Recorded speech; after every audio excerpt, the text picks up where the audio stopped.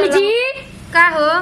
कौनी हई के जी बैठल बनी आई नइखे बुझत की जाके जेकर घर में नइखे कहि लोकरा कहले आवे के एबर पूजा पंडित जी कहा नहीं है पंडित जी के अब पंडित जी के कहा गइल बाटे लेकिन ई भुला गइल बनी घर में तो कसम बजी राउर ठीक है बाटे तबे ना लौकत शादी बियाह में दौरा लखा से हरासमेंट मत दिन हो गइल बाटे जन्नी एक बोतल पानी के चढ़वा ले हम डॉक्टर बाबू फिर जाके हां पानी चढ़वा ले के जिंदगी भर पानी चढ़वावत रह अजी पनिया रही तो पता रही देहिया में पनिया हां कनिया ना या कि जाओ कनिया के कदा नहा धो के बढ़िया से तरते अजी फुआ जी ओ जी के मत रखी जी ऊ छता पे चढ़ा दी ओही लगते मैं थुकुल माने कह दिया कि माने कुछ जुठारा समती अच्छा चोप ढाप के बढ़िया से रखे से मुसमुसड़ी जुठार दे तो वे प्रसाद दिए थु ई तो ऊ तो सब हम कर देला ही बने काट देल आ सुनी ना गजरवा नहीं के मिलत कहां देली बनी गजरवा गजरवा झोरा में बा हो चौके के नीचे बा आ घी में हलवा बनी नु हां त कह दे कनियावा के कनिया जुठारी उठारी न तभी कनिया के हाथे बनवा दे हां कनिया के हाथे बनावा ओही का उर कोइले राई ना गड़िया लेके दुआरिया पे नहीं के बुझत कि जाई जल्दी लेके आई आ छोड़ जा हम जतन इरा बेटा ना सफा निका मगल हमरे माथे मढ़े के रहे जा जा जा जा जा ओकरा के कह जाता नहीं हम कह दे कि कह रो नहा पीछ के कुछ डलिया जाने बरा कथा उथा होई हम सब कह देता नहीं ओकरा से उ पागल बिया उनी के जान बिना पूजा पाठ के ले जी के ओके खाए वाला बाटे आ कनी रो नहा के नया साड़ी पहन ली हम जते निकाल देबे और सड़िया अरे हमर नहाए के मन नहीं के करत रे तो हनी के ना को जो मेरा हम बताई ना अब तो पूजा गरम पानी कह देता नहीं नहा ली चलो जा जा जा जा जा हम जा के कह के आवत नहीं जा जाई जल्दी जाई ये कहला हो कि सास पागल बौरा रही से तो पतो होशियार चलहाक रही से ना तो घर दुआर अपन चल जाला देखो हमारे दिमाग से उतर गए लेकिन कुल लिया के घर में धोले बनी अब बताओ गांव में केहू के कहबे ना कनिया के पियर का डिब्बा वाला घीवा पानिया के हरिया का डिब्बा वाला छोटका में करे छोटका में के तू कर सब हरिया का हां ठीक बा जाई हम कहले आई हो कह दिया कनिया में के तनी कह दिया ओढ़ पहन ली कुल ठीक बा जाई हम कहले आई अरे माई हो माई जल्दी करो जा झटपट बाप रे बाप बतावा हो नैहर में तो भूखे रहते ना रही बतासे ना होते रहे भूख लागते रहे कि मर जे भूखे ने आई जी हमरा के सुबह से बैठा के रखल बड़ी जा पूरी ले लिए जा टुंगा के चल बोली जा इना खोली जे के हां कले खा ल के धो जबा पूरी सब्जी पहले पेट पूजा करे तो ओकर बाद आप जाकर जान में डालने बा बाप रे बाप बुरे एक नहीं है आराम से रही है काथा कहे के बा भी काथा सुने के बा पूजा पाठ करे के बा खा के पूजा ना है के कहेला मन चांगा तो कठौती में गंगा हम जल्दी जल्दी खा लेते नहीं तो कोनो आदि से तो लगे सुन 10 बात सुनावे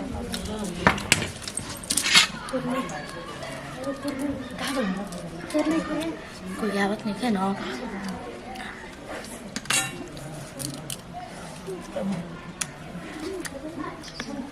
कनिया आई हे रामा आई का हो मतलब अबे पूजा पाठ घर में ना भइले तू खाए लगलू आ के तरह के खाना लाके देले हई घर में दीदी जी बहुत जोर से भूख लग रहे बर्दाश्त ना होते रहे बर्दाश्त ले भारी हो गए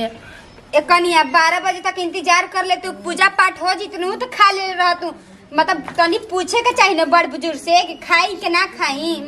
तारे अपने मने दिमाग नहीं थे कि अभी आइल बड़ू तो पूजा पाठ घर में होई ओकरा बादे खाई जाला मम्मी पापा ना बतल रहन तारे के ये दीदी नैहर में हम सबसे पहले हम ही खाना खाते हैं ऐसे कंट्रोल करत करत ए छोड़ कर देखा इ नैहर ना है ससुरा है ससुरा में सब सोच समझ के चले के पड़ा अरे कुछ घंटा रुक जाए तू ओकरा बात तारे खाई के रहला खाई ले तू खाना के छेक ले बाटे कम से कम केहू से पूछे ना रहा तू क्या करी दीदी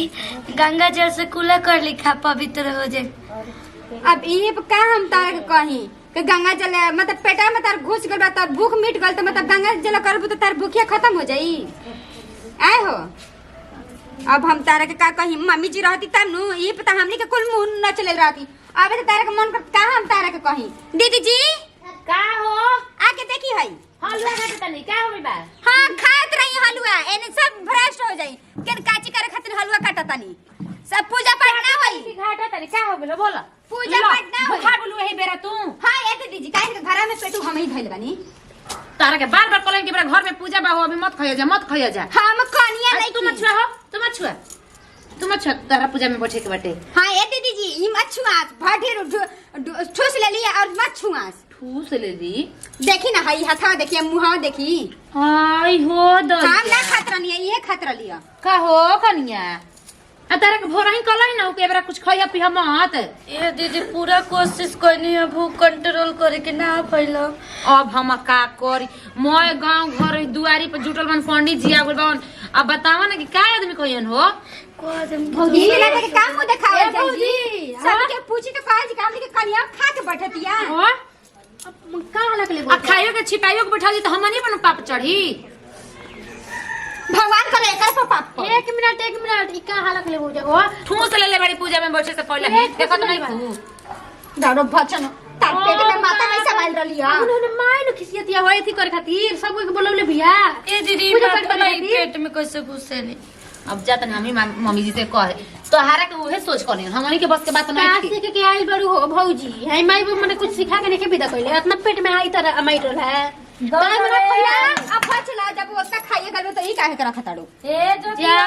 का रे माई सड़िया ले आव नहाई सड़दने नहा ली दुनो से अब न हम अब नहाए के का जरूरत बटुगे खा ला उर लई हो खा लो बाप रे बाप चेतना के खोइनी ना होता ना हमारा के सुना के खोली जा माने का चाहता रही जा कि सब जनी भूखे बाबू जा तो हम भूखे रही तब तो हम गई नहीं होगा पर ले आवा सरे एकदम सने साबुन बुंधक मशीन पे ताकतनी मतलब सब लोग आ गइल का करे के बा सरदन दू लोटा गिरा के साड़ी बदल लेबे के बाटे भाई ले आया बचिया ले आ पानी भर के ताकतनी ले आवा जल्दी नहाई। हां ये गाड़ी चलावे लागत है बुझाते नहीं खेल अरे दुआरे पे ही तना त बड़न जता ई बोलहियो मत गने। अरे हमरा खींच बराबर रे माई का करबे हम नहा दे के बताऊ ना ते का करबे। अरे पंडित जी आके बैठल बना रे एने कुल आदमी यही कुल मेहरारू आ गली जा पूजा पाठ सब भाड़ में गोल ठीक बा और तार नहीं की पतो यही बड़ी नु हुर ले लेबै पहले ही से पूरी रतिया के ना बन रहे उहे पूरी सब्जी का जने कहा से मिल वाला हथरिया में आ लेके खा ले बिया करबे मजाक ऐसे ही मजाक कइल जाला लियो जल्दी जो तोरा हमरा हर बात के मजाक लगल मुझे ऐसा सीरियस बात के हम मजाक तोरा से कर देम रे सही में रे। अब हम का करिए भगवान जी अब कैसे पूजा पाठ होके तू करी हम तो पूरे भर गांव नेवती दिहानी कथा सुने चले के बाटे ओकर माई बहु का सिखा के विदा कइले बारे माई अभी का अभी ओकर ना संस्कार सिखाइल भी रे पहिना लगा दिन तो फिर बात का आइहनी से कहले ने कि कह जैसे कि मुंह में कुछ लगाई ना। अरे भौजी लोग के काहे में गलती बा वो लोग के का गलती बा वो लोग का गलती जा हैं ले ले हम तन चल तनी एकर आखी बाकी मोल हमें बरा ना पता हो ऐसे कइल जाला हैं एकदम से खेलवाड़ी है सही में ओकर माई बाबू कुछ नहीं के सिखा के विदा कइले साला हम अपना ससुरा गो रही तो